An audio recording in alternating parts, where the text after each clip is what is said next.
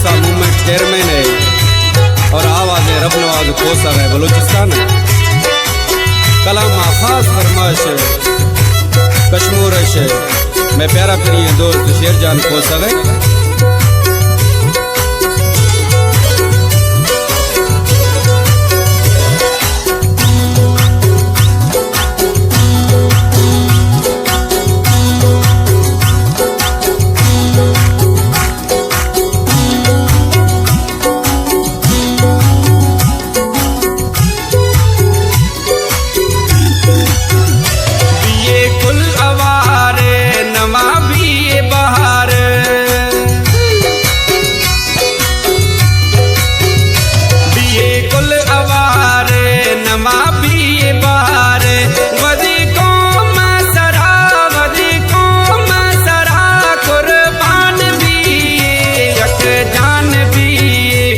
पहचान भी